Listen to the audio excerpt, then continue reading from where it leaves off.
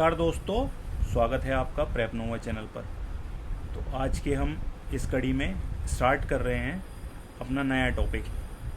आज हम ऐसे समुद्र के बारे में चर्चा करेंगे जो पिछले वर्षों से अंतर्राष्ट्रीय राजनीति, वैश्विक व्यापार और यूपीपीएससी और यूपीएससी जैसी परीक्षाओं में अत्यंत महत्वपूर्ण बन गया है। हम बात कर रहे हैं किसकी? काला सागर की। तो रूस यूक्रेन युद्ध के बाद यह क्षेत्र लगातार समाचारों में रहा है। भारत सरकार ने भी भारतीय नाविकों को ब्लैक सी रूट पर विशेष सावधानी बरतने की सलाह दी है। इसलिए यह विषय केवल करंट अफेयर्स तक ही सीमित नहीं है, बल्कि ज्योग्राफी, इंटरनेशनल रिलेशंस और मैप बेस्ड क्वेश्चंस तीनों दृष्टि से महत्वपूर्ण हो जाता है। तो सबसे पहले समझते हैं काला सागर की भौगोलिक स्थिति को। काला सागर जो है यूरोप और एशिया के बीच स्थित एक अंतर्देशीय समुद्र है, इनलैंड सी है। इसे अंतर्देशीय समुद्र इसलिए कहा जाता है क्योंकि यह चारों ओर से, ये देखिए चारों ओर से क्या है, भूमि से घिरा हुआ है। अब ये चारों ओर से भूमि से घिरा है और केवल कुछ संकरे जलमार्गों के माध्यम से अन्य समुद्रों से जुड़ा हुआ है। अब ये जो है कुल कितने देशों से मिला हुआ है? 6 देशों से। 6 देश कौन कौन से हैं? उत्तर दिशा में क्या है? यूक्रेन। उत्तर पूर्व में है इसके रूस। पूर्व में है इसके जॉर्जिया। उसके बाद दक्षिण में है इसके तुर्क और पश्चिम में बुल्गारिया और उत्तर पश्चिम में ये रोमानिया। तो ये इन 6 देशों को आपको परीक्षा के दृष्टिकोण से याद रखना है। ये बहुत इंपॉर्टेंट है क्योंकि यूपीएससी और यूपीपीएससी दोनों में ही मैप बेस्ड क्वेश्चंस पूछे जाते हैं। रूस और यूक्रेन के बीच चल रहे युद्ध के कारण इस पूरे क्षेत्र का सामरिक महत्व और अधिक बढ़ गया है। विश्व के गेहूं, मक्का और सूरजमुखी तेल के निर्यात का बड़ा भाग इसी क्षेत्र से होकर गुजरता है। युद्ध के कारण जब समुद्री मार्ग प्रभावित हुआ तब पूरी दुनिया में खाद्यान्न संकट की स्थिति उत्पन्न होने लगी। इसी कारण ब्लैक सी केवल एक भौगोलिक क्षेत्र नहीं, बल्कि वैश्विक अर्थव्यवस्था और खाद्य सुरक्षा का भी महत्वपूर्ण केंद्र बन चुका है। एक और ये तथ्य ध्यान रखने योग्य है कि भारत का इस क्षेत्र से प्रत्यक्ष सीमा संबंध नहीं है, लेकिन भारतीय व्यापारी जहाज और भारतीय नाविक इस मार्ग का उपयोग करते हैं।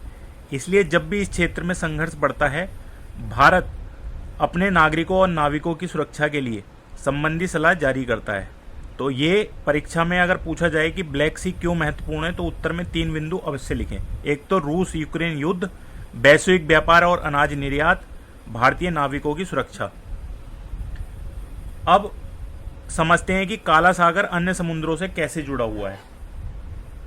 ये जो काला सागर है ये कैसे जुड़ा हुआ है? तो काला सागर का सबसे महत्वपूर्ण पहलू है इसके जलडमरू मध्य। ठीक है, ये बहुत ज्यादा इंपॉर्टेंट है। सबसे पहले आता है कैर्च, ये है इसका कैर्च। तो ये काला सागर को सी ऑफ अजोब, यहाँ पर एक सी ऑफ अजोब है, इसका अजोब सागर से जोड़ता है। तो वर्तमान समय में ये क्षेत्र रूस और यूक्रेन के बीच सामरिक दृष्टि से अत्यंत संवेदनशील माना जाता है। इसके बाद आता है बोस्फोरस जलडमरू मध्य, बोस्फोरस स्ट्रेट। यह विश्व के सबसे महत्वपूर्ण जलमार्गों में से एक है। बोस्फोरस काला सागर को मरमरा सागर से जोड़ता है। ठीक है ना। यह पूरा जलडमरू मध्य तुर्की के नियंत्रण में है और इसके किनारे तुर्की का प्रसिद्ध शहर इस्तांबुल भी स्थित है।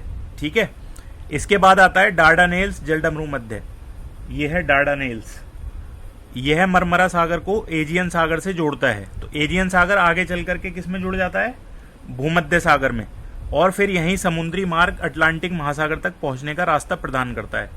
तो अगर हम पूरे इसको मार्ग को देखें तो सबसे पहले क्या है? ब्लैक सी, फिर बॉस्फोरस स्ट्रेट, उसके बाद सी ऑफ मरमरा, उसके बाद डार्डानेल्स स्ट्रेट और फिर एजियन सी और मेडिटेरियन सी। यही समुद्री मार्ग यूरोप और एशिया के बीच व्यापार के लिए अत्यंत महत्वपूर्ण माना जाता है। रूस तथा यूक्रेन से निकलने वाले अधिकांश व्यापारिक जहाज इसी मार्ग का उपयोग करते हैं। इसलिए यदि किसी कारण से बोस्फोरस या डार्डानेल्स जलडमरू मध्य बाधित हो जाते हैं तो इसका प्रभाव केवल इन देशों तक सीमित नहीं रहता, बल्कि वैश्विक व्यापार और ऊर्जा आपूर्ति पर भी पड़ता है। तो इसी कारण तुर्की की सामरिक स्थिति विश्व राजनीति में अत्यंत महत्वपूर्ण मानी जाती है, क्योंकि इन दोनों प्रमुख जलडमरू पर उसका नियंत्रण हो जाता है। तो पहला तो ब्लैक सी के चारों ओर कितने देश है, 6 देश, ये आपको समझ में आ गया। दूसरा जो है ये जो स्ट्रेट्स हैं इनको आपको याद कर लेना है। तीसरा, ब्लैक सी से मेडिटेरियन सी तक का पूरा समुद्री मार्ग अंतर्राष्ट्रीय व्यापार, ऊर्जा आपूर्ति, खाद्यान्न निर्यात और सामरिक दृष्टि से अत्यंत महत्वपूर्ण है। तो आज का जो ये विषय था इस पर इतना ही। मिलते हैं अगले अपने लेक्चर में, तब तक के लिए नमस्कार।